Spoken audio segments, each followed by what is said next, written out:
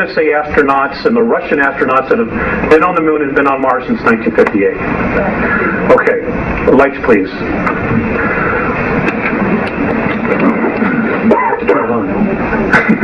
Light. There we go. Okay, our galaxy. Let me raise it up. No, we need something, a videotape or something to put underneath it. I'm the handiest guy I know. That's good. That's it. Thank you very much. Okay, we can lower that. No, here. Wait a minute. Here. Okay. Okay. Ladies and gentlemen, according to the Andromedans, space travel has existed in our galaxy for 4.4 billion years. Okay, we are literally the new kids on the block. All right? Now, what's interesting about our galaxy is...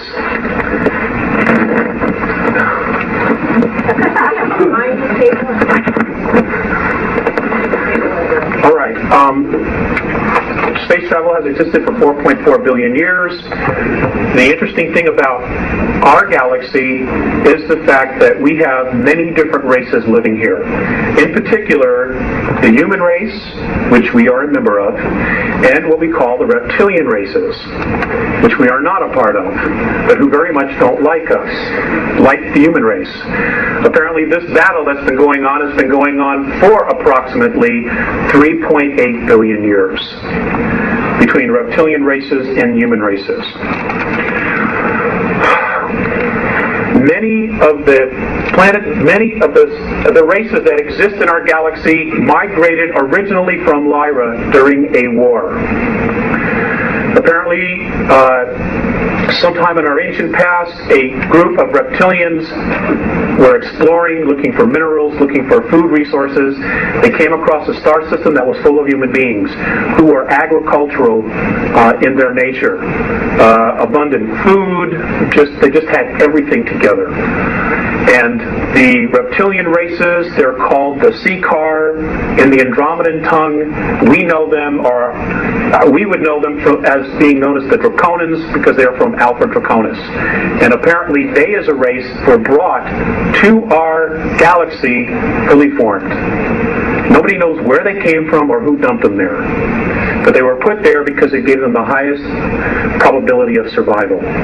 Well, they're a remarkable race. They're incredible builders, but they have an attitude problem. And that is that they believe that they are the dominant species and they control everything else.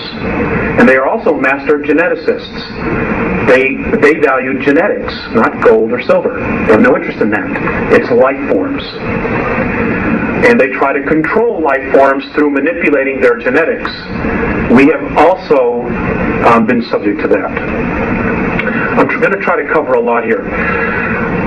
Anyway, there was a war. They were attacked. Many of the human races fled to Antares, to the Pleiades, to Cygnus Alpha, to Andromeda, to Cassiopeia, to Sirius, to Procreon, all over. They just scattered to the winds, trying to survive. Next slide, please. This is where our small little area is located. That which we see in the sky, this is where it's located. As you can see, we are in the sticks, the boonies. We really are. And this is why we've been manipulated and messed with so much as a planet and as a race. Because we have been, for the most part, considered insignificant. And then roughly 5,000 years ago, somehow they found out that we were no longer insignificant, and I will tell you why. According to the Andromedans, in our physical form right now, in our genetics, we have within us the DNA of 22 different extraterrestrial races who have come down here and manipulated, who have bred with us, who have tinkered with us, everything imaginable. And that somehow we have all this inside of us. Plus the fact that we're coupled with spirit. And this is something that the Greys have a major problem with, and I will cover that as well. Now, because we are the only race in our galaxy that has these genetics of 22 different races, because we are also spirit, they consider us royalty. The Andromedans consider us as royalty. Now, one of the factors that they look at, and the thing that totally awes them the most, is the fact that many of the more advanced races use technology to create things, to manifest things. The Andromedans are heavily use holographics. Whatever they need, they create holographically, and it's physically there, but when they're done with it, they turn off the switch and it's gone. It doesn't just sit there. Alright? Like if you go home and your couch, you go away for a year, that couch sits right there. They are amazed at how much energy we put into creating things. Things. Just things. Little tchotchkes that you put on the shelf. Books. You know, all those things take an intense amount of energy to create. They're amazed that we have this ability. The other thing that amazes them is they're also amazed at how easily we can allow our own kind to starve, to go homeless, and to kill each other. They do not understand that at all. Okay, and destroy our environment. One experience, I'll give you two experiences. One experience was with Theseus. I had just come up on board, and I was being led into a room, and Theseus had been watching a television transmission from Chicago. And policemen had just shot a black man that was running away. And then the policeman apparently ran over and tried to save his life. Okay? Theseus turns to me and he says, I don't understand your race. I don't understand why one would try to take his life and then the next minute try to save it. I didn't have an answer. In fact, many times I don't have an answer. Another time, I came on board. I was living in Lake Arrowhead at the time, and Mornay was looking at a group of meters on the ceiling of his ship, and it was all about the ozone and the air, oxygen content in our atmosphere. And he looked very distressed, and I said, "What's the matter?" And he said, "Don't they understand that all of this is here because they need it? They don't understand how we can just so carelessly destroy our environment." Now, folks, I want to share something with you. If there was not divine intervention, which apparently there has been, March 23rd of 1994, if there has not been divine intervention, and I will cover that, according to the Andromedans, we would only have 41 years left worth of oxygen in our environment. 3,500 years ago, the oxygen content, they say, was at 35, fluctuated between 35 and 38% between the North and South poles. Today, at its highest level, it's less than 18%. Now, those of you who took biology, what happens to the human form when oxygen as a gas goes below 15%? We die. We suffocate. This is reality, folks. This is reality. This is not Peter Jennings. Okay? This, you know, we don't have anywhere else to go. You know, and for those, and this is just what I've been told. And for those of you who think there's going to be a rapture, you might be disappointed. And I'm not saying this to question your belief. I'm just telling you that there are much bigger forces going on here. Okay, next slide, please. Save the question, sir, for later. Okay, please. Next slide, please. Okay, this is our solar system. There is life in all of these systems surrounding us. They have been coming here for years.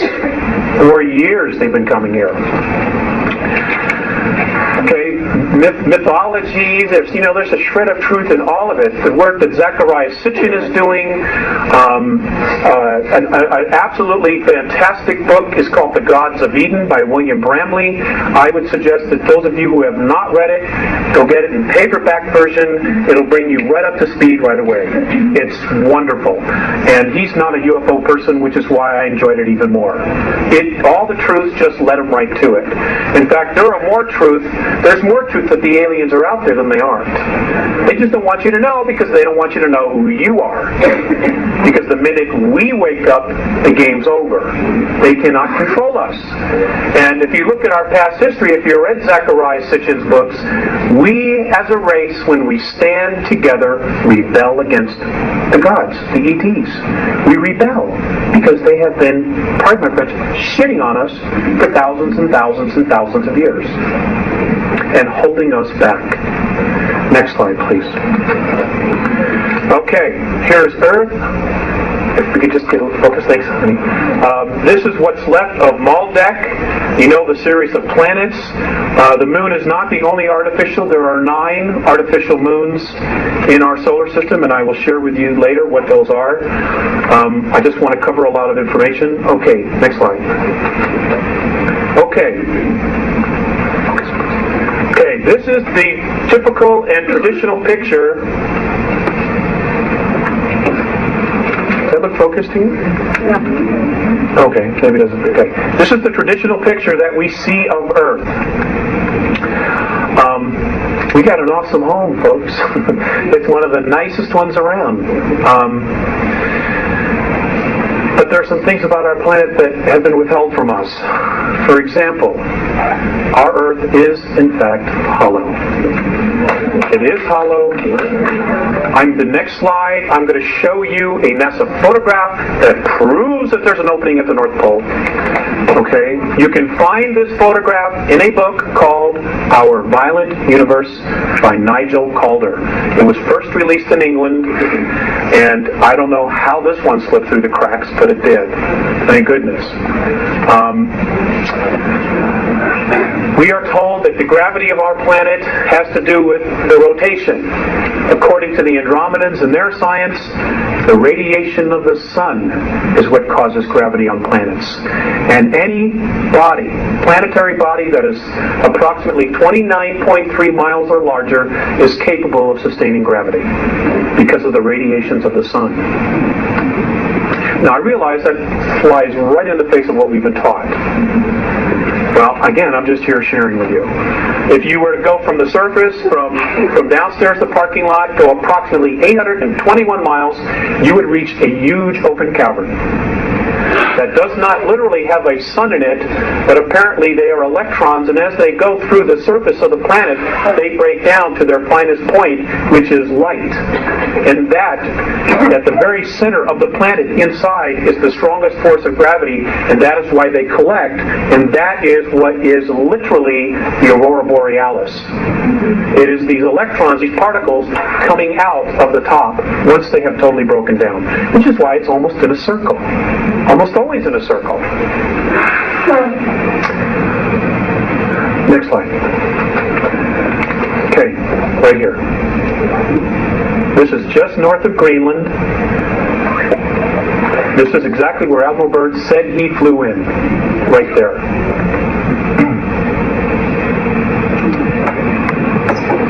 This was taken in 1979. Now, you mean to tell me the Gemini, the Mercury astronauts, the Apollo astronauts, when they came back, they missed this? I don't think so. I don't think so. If you can get your hands on the book, there's a color photograph. This is a photograph from the book. It is, folks, it's there. Whoops, there it is. It's there. Next slide, please. Okay, our moon.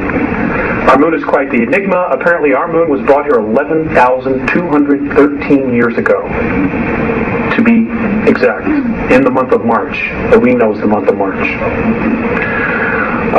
It came here as a base, okay, as a ship carrying ETs. They were coming here to colonize. They did, in fact, colonize. In fact, many of what's left of them are living underground in our planet from 100 miles to 200 miles beneath the surface. Now, I've gotten a lot of crap for talking about this, but I'm just not going to shut up. The beings that brought this satellite here to our planet in the last 25 years are responsible for over 31,000 children disappearing from the surface.